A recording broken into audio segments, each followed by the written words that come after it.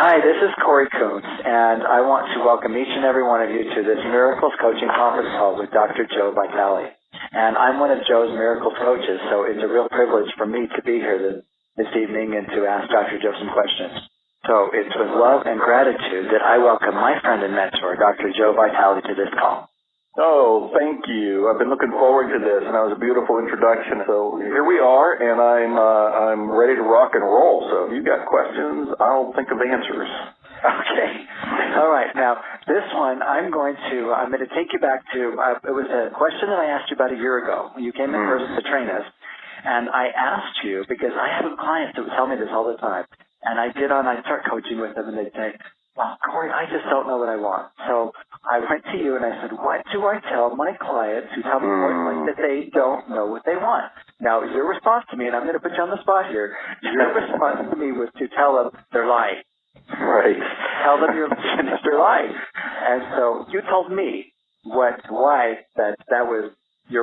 you felt that way. But I want you to explain why we truly do know what we want.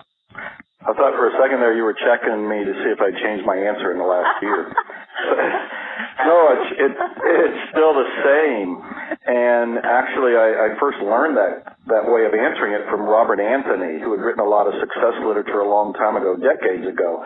He's still around. He's in Australia. And we finally met, and we had some coffee in Las Vegas, and we're sitting down. And I asked him the same question you asked me. I said, I run into all these people, and they say they don't know what they want. And I said, what do you do? He said, I tell them they're lying. And I've always remembered that line. Now, the further explanation is we easily deceive ourselves. Self-sabotage is something that's pretty rampant, but we really don't usually know it. We blame it on other people. We blame it on our upbringing. We blame it on society. We blame it on everybody, but we don't usually look at ourselves.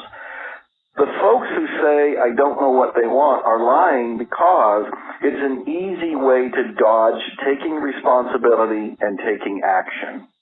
Because as soon as you say what you want, you got to do something about it.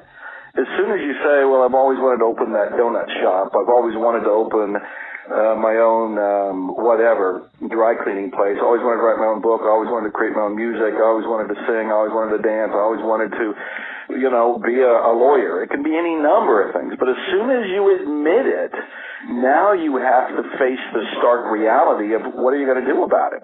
And why haven't you done it? So for most of us, it's really easy to skirt all of that and shrug and say, I don't know what I want.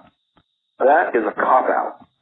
We can play little games, and in coaching, I often advise people just to imagine possibilities. For example, you can drift back to when you were a kid, and you can ask yourself, what did you really like to do? What kind of play was it? What did you dream about being when you were going to grow up?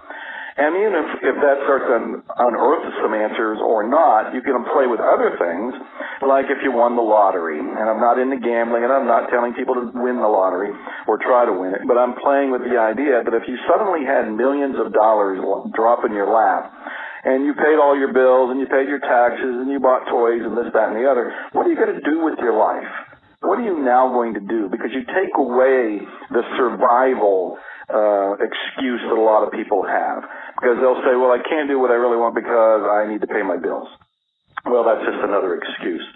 So that's a long answer to the idea that we are really deceiving ourselves, that underneath our tiny little smoke screen, which isn't all that thick, is the idea that we do know what we want. We just haven't allowed ourselves the permission to admit it, because as soon as we admit it, we got to do something about it. We've got to go for it, or we got to start making excuses for not going for it.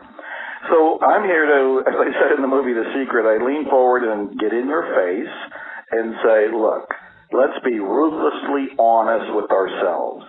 You know what you want. What you need to do is admit it to yourself, and from there we can devise a plan, which can be a really easy baby step of a plan to move forward to bringing it into being. But beginning with the reality that you do know what you want, it's right under the surface of your excuses, is where to start. Oh, very good. Thank you so much for that. I'm really excited to hear you say that, because these are the types that I the right answers. I think